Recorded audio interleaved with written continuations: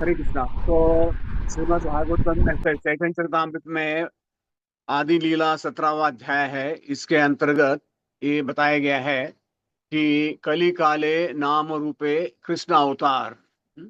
और आगे बताया गया है कि नाम हेते है जगत सर्व जगत निस्तार।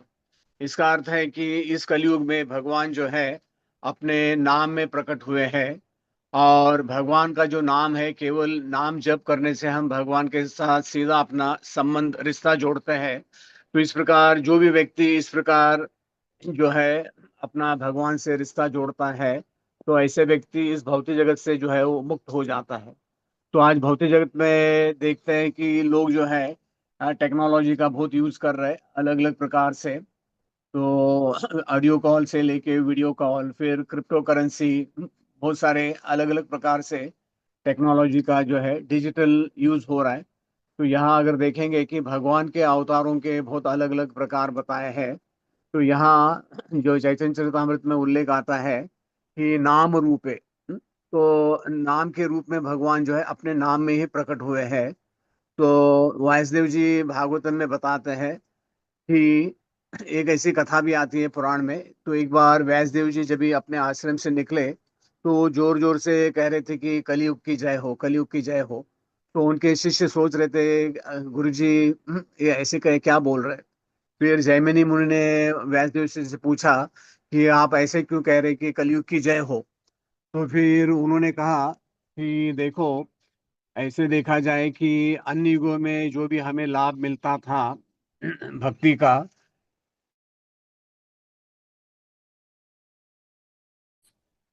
उसका ने ये मिलने के लिए, हमें लाभ मिलने के लिए। लेकिन कलयुग में केवल एक व्यक्ति को भगवान का नाम जप करके इसका लाभ मिल रहा है। तो हमारा केवल एक ऐसा प्रयास होना चाहिए कि भगवान के नाम के प्रति हमें कोई एक बार एक भक्त बता रहे थे, तो उन्होंने 5 पॉइंट फॉर्मूला बताया, 5 A's बताए हैं। तो पहले फर्स्ट ए वो बताते हैं कि अट्रैक्शन। तो भौतिक जगत में तो हमें किसी ना किसी चीज के प्रति एक आकर्षण होता है। तो अगर किसी प्रकार, जैसे भगवान बताते हैं 7वें अध्याय के पहले श्लोक में कि मय्यासक्त मन पार्थ, अगर इस प्रकार अगर हम भगवान के प्रति पहले आकर्षित हो जाएंगे, तो पहला शब्द है अंग्रेजी में अट्रैक्शन। फिर दूसरा जो है अटेंशन। जब यहाँ हम लोग गाड़ी चलाते हैं, तो हमारा नजर सामने होता है, हाथ स्टेयरिंग पर होता है, और पैर जो है नीचे ब्रेक और एक्सीलेटर में होता है। तो इसी प्रकार जो है हमारा अटेंशन, इसको अंग्रेजी में कहते हैं अटेंशन। फिर तीसरा जो है वो है एब्जॉर्प्शन। एब्जॉर्प्शन का मतलब है कि जब भी हम कुछ भोजन वगैरह करते हैं, तो उस वक्त जो है बिल्कुल हम उसका स्वाद लेते हैं। जैसे प्रतिष्ठा स्वादन लोलुपस्य वंदे गुरु श्री चरणारविंदम, ऐसे हम कहते हैं। तो इस प्रकार जो हम भगवान का नाम जब भी जाप करते हैं, बिल्कुल इसके अंदर हमें हो जाना चाहिए। फिर चौथा पॉइंट वो बताते हैं कि अटैचमेंट। तो जो हम जाप कर रहे हैं, तो उसके प्रति भी हमारा जो है आकर्षण होना चाहिए। तो रूप गोस्वामी एक बहुत अच्छा उदाहरण देते हैं कि जैसे वो बताते हैं कि जवान लड़का होता है, जवान लड़कियां होते हैं, उनको एक दूसरे के प्रति एक आकर्षण होता है स्वाभाविक। तो उसी प्रकार वो बताते हैं कि हे भगवान, मेरा जो है आसक्ति आपके प्रति ये बना रहे।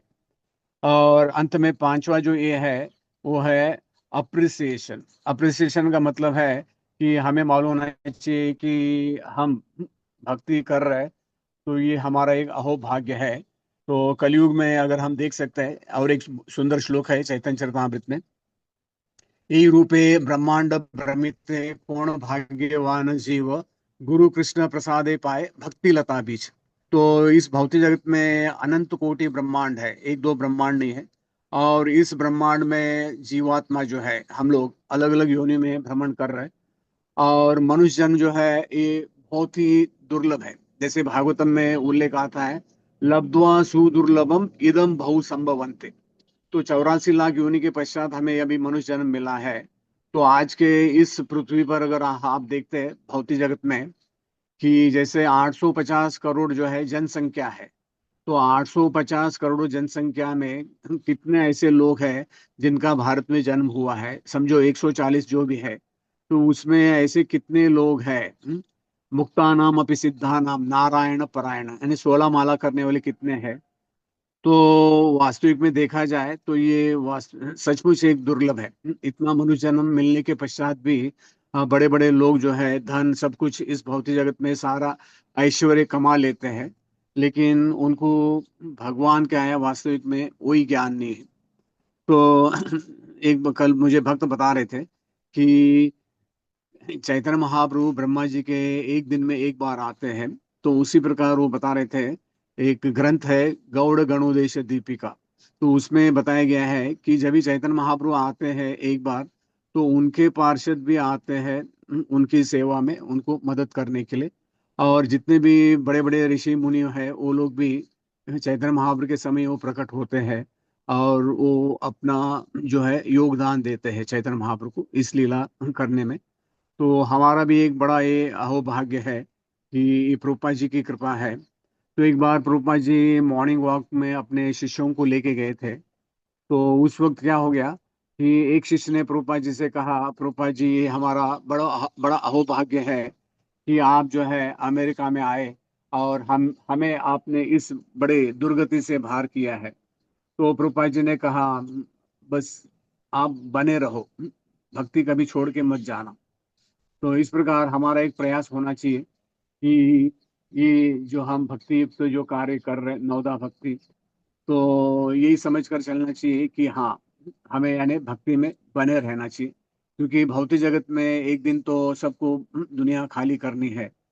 तो वही है, जैसे बांग्ला भाषा में कहते हैं साधन कर भजन कर मृत्यु काले जान ले है। तो इस प्रकार जब ये एक व्यक्ति मृत्यु के समय उसकी चेतना किधर है, वो क्या कर रहा है, जैसे अंग्रेजी में भी कहते हैं कि life is a preparation, death is A final examination. यहाँ नॉर्थ इंडिया में कहते हैं कि मरता क्या नहीं करता।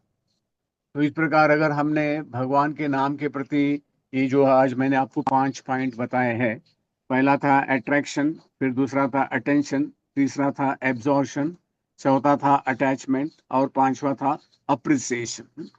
तो इनको अगर हम थोड़ा ध्यान में रखेंगे तो हम अच्छी तरह यानी भगवान के नाम जप में अपना रुचि प्रकट कर सकते हैं।